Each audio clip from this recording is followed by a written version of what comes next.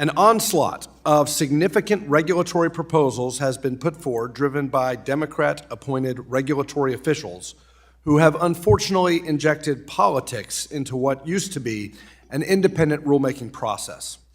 Although Congress has repeatedly asked, we have not seen any analysis of why the existing bank capital framework needs to be overhauled or how the numerous regulatory proposals over the past year will work together or not.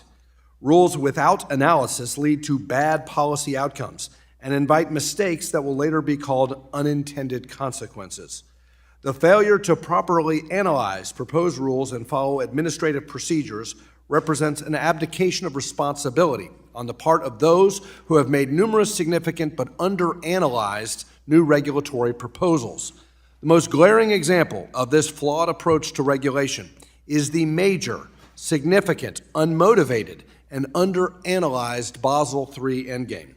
This proposal involves trillions of dollars in resource allocations and will increase regulatory costs for about $22 trillion in assets, or 80% of all U.S. banking assets.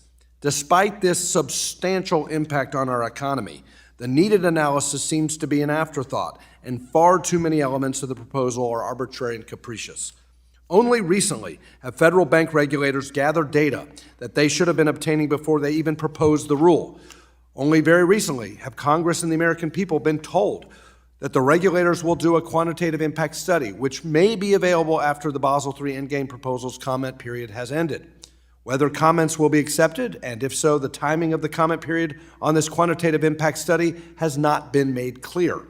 Members of Congress from both chambers and both sides of the aisle have expressed significant concerns about the effects of the Basel III Endgame proposal, reflecting the lack of analysis that has been performed to this very day. Comments on the Basel III Endgame submitted by a wide range of interests and from across the ideological spectrum also have expressed far-reaching and widespread concerns. Most comments express the same concerns we've heard in our committee and in this subcommittee since the proposal was first put forward. The banking system is well capitalized and resilient in stress tests, leading to the question of why Democrat-appointed regulators want to massively ramp up capital requirements and go far beyond what Basel recommends and our competitors are adopting. The proposal has virtually nothing to do with the March 2023 banking turmoil, even though Democrat-appointed regulators have unsuccessfully tried to use the March turmoil to justify massive changes to the already gold-plated U.S. capital framework.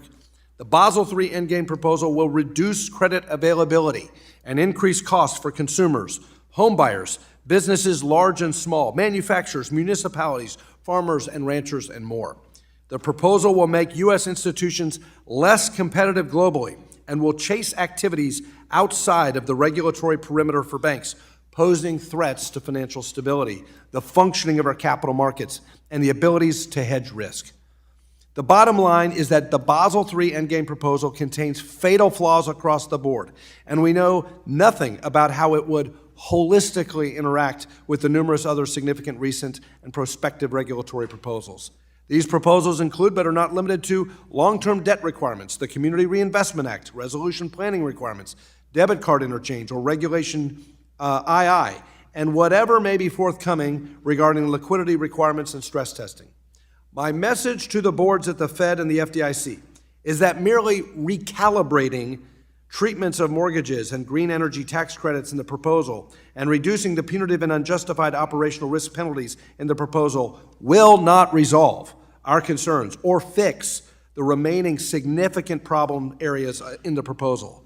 There are far too many other fatal flaws that need to be addressed, including treatments of market risk, exposures to companies with public listings versus non-public listing, abandonment of internal models, effective repeal by regulation of the tailoring law, and the interplay with stress tests.